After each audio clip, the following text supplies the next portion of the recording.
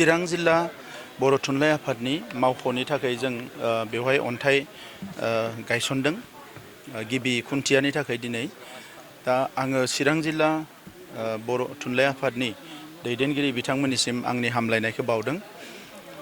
जोङो बोसोरसे सिगाङाव मिरु बर' थुनलाइ आफाद आरो जोंनि सरकारजों सावरायनानै बबे बबे जायगायाव बर' थुनलाइ आफादनि अफिस गैया बेखौ सावरायदोंमोन आरो जेला सारा आसाम नाङैनो गुबुन गुबुन जायगाफ्राव गुबुन गुबुन जिल्लाफ्रावबो अफिस लुनो हायाखै बेखौ तामुलपुराव जेब्ला बर' थुनलाइ आफादनि जथुम्मा जायो बै समाव जोङो आसामनि चिफ मिनिस्टार बिथांखौ खावलायदोंमोन।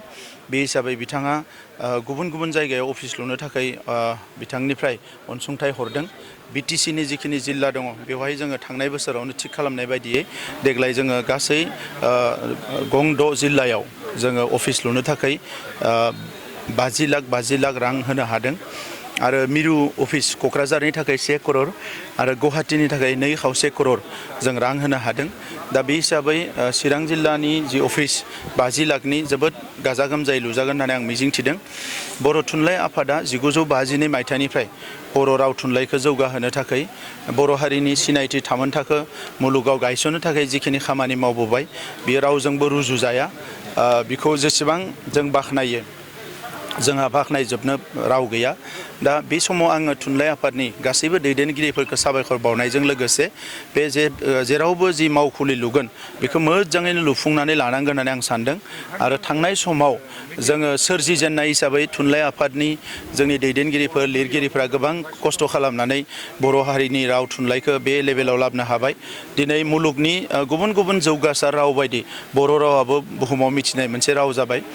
फैबाय थानाय समा जोंनि थाखाय जोबोद चेलेन्जिं सम खारन डिजिटाइजेसन AI गुबुन गुबुन दिनै माने गोदान डेभेलपमेन्टफोर फैदों। बैसिम जोंनि जि थुनलाइ एबा थुनलाइ सोरजिनाय बेखौ जोङो आरोबाव इमप्रुभ खालामनो थाखाय जोंहा खामानि मावनांगौ दङ। ओंखायनो आं लाइमोनफोरखौबो जायफ्रा दिनै सोलोंथाइ बिफानाव जोंनि माने मा होनो इउनिभारसिटि कलेजाव साख्रि मोनबाय एबा फरायनायजों सोलोंथाइजों सोमोन्दो दङ बयखौबो एबा गुबुन साख्रि मोननाय सानसुमैफोरखौबो बयखौबो खावलायदों जे थुनलाइ आफादजों जाहाथे बयबो गोख्रों सोमोन्दो लायो। मानोना माहारिबाद बेखौ फोरोंजेननाय आफादानो थुनलाइ आफाद बिनि उनाव फरायसा आफाद।